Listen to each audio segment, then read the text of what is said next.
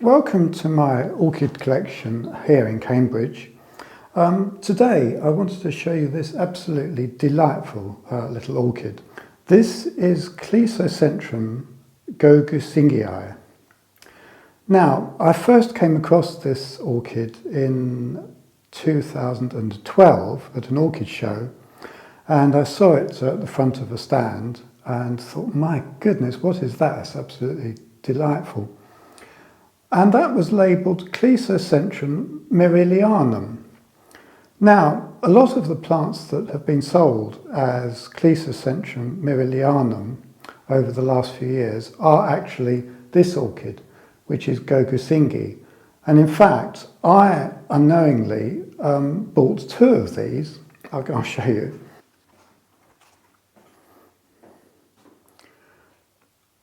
Because one I bought as gokusingii and one I bought as merrillianum.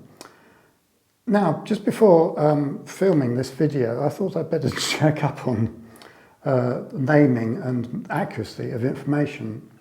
And in fact, what I've ended up with are two gokusingis. I don't mind because they're both marvellous. And I've had this one. This is the first one that I've got, and I've had this for a long time. I'll just put it down a minute because I can't handle them both. The feature of gokusingii is that the leaves have this sort of slight restriction at about 2 centimetres from the end. They're very upright, very definitely upright in their habit. And this is compared to merrillianum, which as far as I can tell have longer, much rounder, in other words, terete leaves, and have a much less determinedly upright habit. Both of mine flower intermittently, maybe twice a year, and between them I have quite a lot of flowers spaced throughout the year. As you can see, I've grown mine on a cork mount. They have tended not to root as firmly to the cork mount as I would have liked. So in both cases, I've drilled a couple of holes in the cork mount and used some of this very useful sort of rubbery, sort of plasticky coated wire just to sort of pin them to there. And the other one has actually produced some roots from there and is now quite firmly attached here. In addition, over the last few years, they've very gradually, I've taken a long time, produced some side shoots. So I'm hoping that in a few years' time, this will be a much more impressive plant than it is now. But and I'll take some close-up photographs in a minute, but the flowers are absolutely exquisite, as I'm sure you'll agree. They last about 2 or 3 weeks, particularly at this time of the year, as opposed to the summer, when they don't last quite so long. No smell, but never mind. But they are really an arresting orchid. They come from the Sabah, which is a northern province of Borneo, and they grow in sort of mountain, mossy forests. So they like cool, moist conditions. Every morning with a sort of misting of rainwater, and then once a week I dunk the whole of the mount in rainwater with fertiliser added, just the same as in fact all my other orchids. Anyway, so I'll just insert some close-ups of these flowers because when you get really close they are absolutely delightful, really beautiful.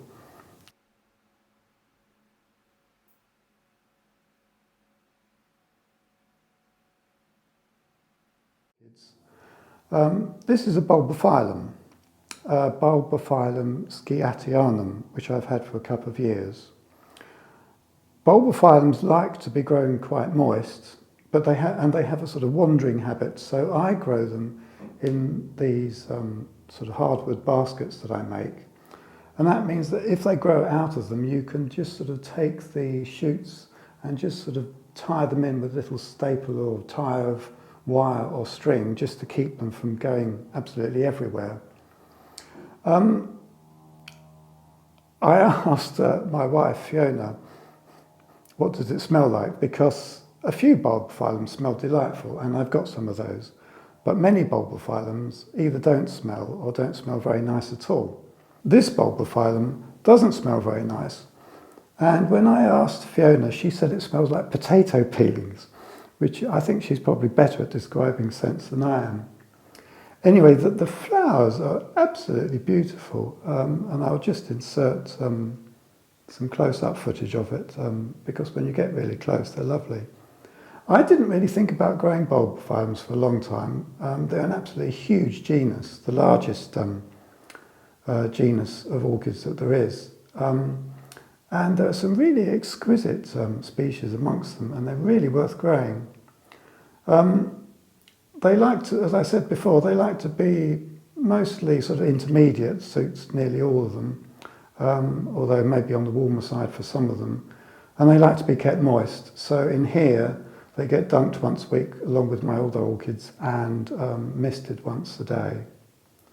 Anyway, if you haven't got some Bulbophyllums, they're really worth looking at. Now, another group of miniature orchids, and I mean really miniature, that I absolutely love are the Tricetellas. One of the members of the Pleurathalid Alliance that come from South America. This is Trisetella regia. I've had this about a year. It flowers on and off throughout the year. Tiny little plant, as you can see, and these incredibly elegant flowers. They really are amazing. Just sort of dance on the ends of these long stems. So if you've got somewhere cool, and I grow mine over quite low down where it's the coolest part of the greenhouse, where it's quite moist, but a bit of air movement, because over there I've got a fan, an oscillating fan on the floor, which just wafts the air gently around. And I have found that with some of these pleurothalids, which form a very tight clump of leaves, you can get some rotting occurring, but a little bit of air movement more or less solves that problem altogether. It makes a really big difference. You can see from the moss on here that it's grown really quite damp. Now, just to finish off today, these are a couple more miniatures. These are both Restrepias. Now, Restrepias, if you like miniature orchids, are really worth looking into. They have a slightly funny smell, a bit like the Bulbophyllums that I was just showing you, the sort of potato peel type of smell. They're much more forgiving than a lot of the miniature pleurothalids that really demand consistently moist, humid, cool conditions. And if you let them dry out, they really don't like you for it. Restrepias are much easier. I've got about half a dozen. The marvellous thing about them is that they flower intermittently all through the year, so I've almost always got at least some Restrepias in flower. And I'll take a close-up shot of these two in a minute. The flowers, again, once you get close, are absolutely lovely. And of course, the brilliant thing, as with all the miniatures, is that you can fit, 6 or a dozen in the space of one larger growing orchid. They're very rewarding indeed. And Restrepias are very easy to propagate. You just take off a stem and it will actually root. Sometimes they produce kikis very prolifically, and you can detach those and root them. So they're very easy to propagate. I don't know why more people don't grow them. Oh, I'll just show you one that has lots of kikis. This is Restrepia skiationum, and you can see where the flowers originally arose from the centre of the leaf. It's produced another little plantlet. I don't know if you can see that clearly. And that could easily be detached. In fact, it's already got some roots growing, and just pot it up. Oh, I think I forgot to give you the names. This is, the one on my right is Restrepia iris, and this one is Restrepia cuprea. copper coloured. Anyway, that's about all I've got to show you today. Hope you've enjoyed the video and thank you for watching. Oh yes, and one of the important things I forgot to mention just now was Restrepias do tend to get a bit untidy because they produce flowers repeatedly from the leaf axil, sometimes over a period of several years. But you end up with a lot of, every time they flower, the flower drops off, but the flower stem is left.